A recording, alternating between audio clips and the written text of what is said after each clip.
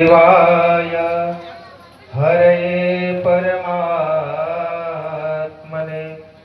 प्रणतक्लेशनाशाय गोविंदाय नमो नमः। श्री दत्तात्रेय महाराज की जय। श्री दत्त मंदिर संस्थान देऊळगाव दुधाटे वार्षिक यात्रा महोत्सवानिमित्त संपन्न होत असलेली ही छोटेखानी ज्ञानसभा आणि या ज्ञानसभेला अध्यक्ष म्हणून लाभलेले आदरणीय श्रद्धेय परमपूजनीय प्रातस्मरणीय आमचे भावी कुलाचार्य सद्भावना फाउंडेशनचे अध्यक्ष आचार्य प्रवर महंत श्री जायराज बाबाजी कपाटे लिमगाव तथा बोरी, त्याचबरोबर आपल्याला सर्वांना सदोदित नेहमी ज्यांचं मार्गदर्शन लाभतं असे आपल्या सर्वांचे मार्गदर्शक श्री पंचकृष्ण तत्व प्रसारक सेवा मंडळ या पदयात्रेचे ज्येष्ठ संयोजक आचार्य प्रवर महंत श्री विश्वनाथ बाबाजी कोठी पिंपळा भत्त्या, माझ्या समवेत आलेले आमचे परमस्नेही आमच्या विजयगावचे भूमिपुत्र आदरणीय श्रद्धेय परमपूजनीय दीपकराज दादाजी आराध्य उर्फ दिव्य मुनी आराध्य निजामाबाद, त्याचबरोबर आमचे परमस्नेही अक्षयदादा कपाटे आदी सर्व संत महंत मंडळी, उपस्थित भाविक भक्त तथा माता भगिनी, देऊळगावची यात्रा म्हटलं एक अगदी मनातून हर्ष उल्हास वाटतो। थोडा आवाजाला कोण आहे तिथं, थोडा हे कमी करा म्हणा, थोडा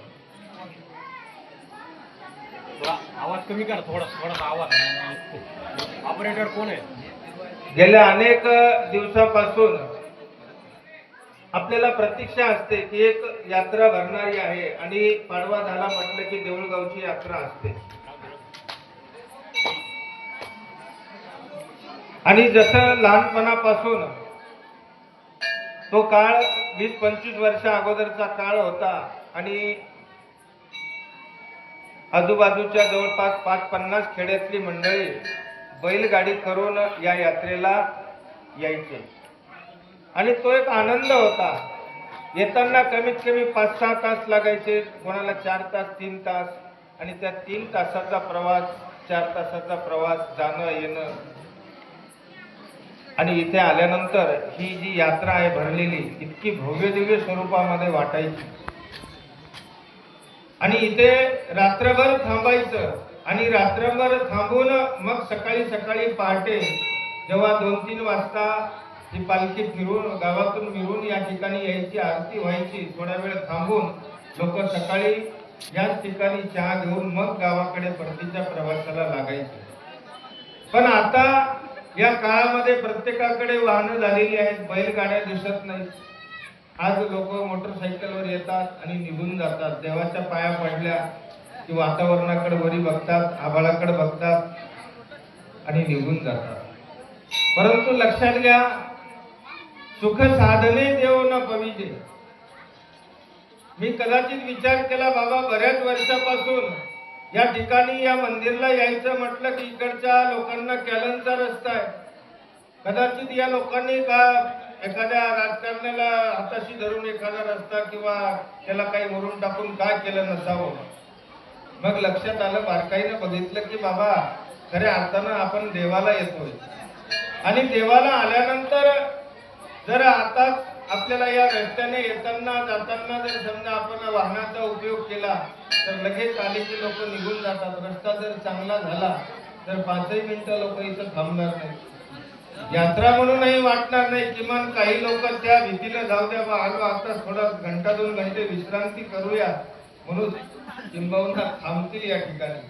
लक्षात घ्या माय बाप हो, कारण हे देऊळगाव या ठिकाणचं एक संस्थान असं आहे, आजूबाजूच्या खेड्यामध्ये आपल्याला एक आपलं कुलदैवत म्हणून बरेच लोक या ठिकाणच्या या संस्थानाला मानतात।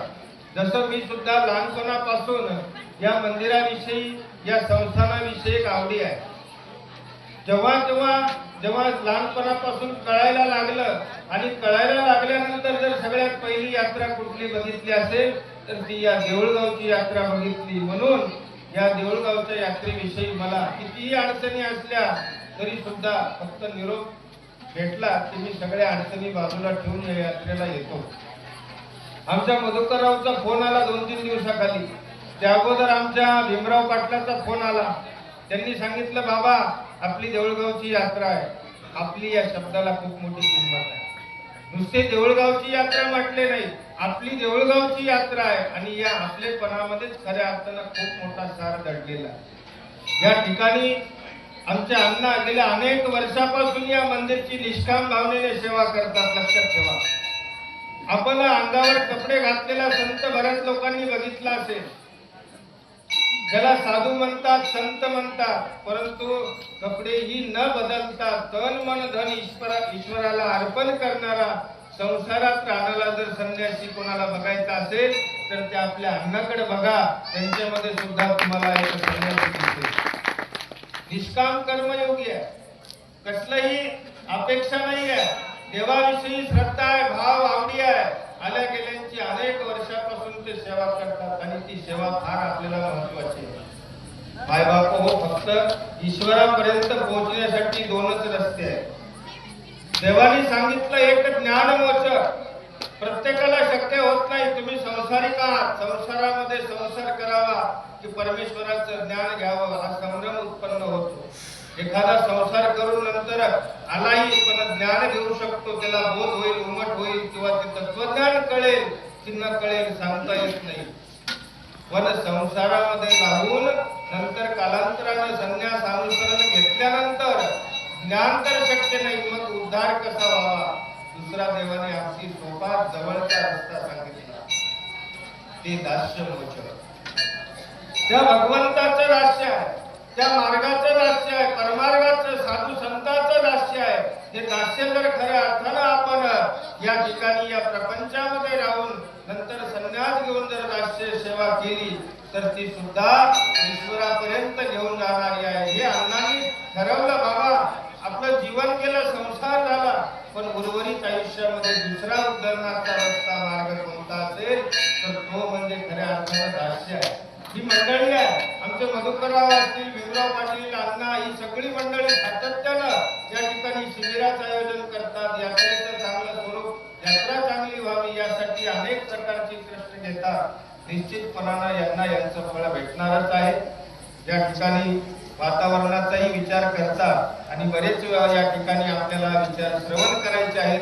श्री दत्त मंदिर संस्थान बिजेगाव मंदिरचे संचालक गुरुवर्य बाबाजी. आणि सांगताना एक महत्वाची गोष्ट की बाबा या ठिकाणी खऱ्या अर्थानं मी पालखीला येतो त्यामागचं दुसरं एक कारण आहे. जेव्हा आज 5वे वामेराज बाबा होऊन गेले, त्यांचं नाव अर्जुन होतं, त्यांच्या नंतरचे रोडग्याला सरलेले बाबा, नंतर विरखेडचे आमचे बाळकृष्ण बाबा आणि आताचे बाबा, यांच्या अगोदर 5वी पिढी जे वामेराज बाबा होते त्यांनी खऱ्या अर्थानं या मंदिरासाठी पालखीची जी काही व्यवस्था असेल, सुरुवात असेल ती करून दिली. म्हणून तो मान सदोदित बरेच मधल्या काळामध्ये बाबा येत होते आणि पालखीला या ठिकाणी हजर राहायचे. पण मधल्या काळामध्ये थोडासा या पालखीला येण्याचा थोडासा प्रवास कमी झाला. म्हणून तीच परंपरा सातत्यानं आता पुढे चालू ठेवण्याचा देवाला संकल्प केला, विडा ठेवला आणि म्हणून या यात्रेमध्ये सहभागी व्हायचं ठरवलं. बाबांच्या वतीने कार्यक्रमासाठी यात्रेसाठी लाखला शुभेच्छा देतो आणि सांगतो धन्यवाद. धन्यवाद बाबाजी.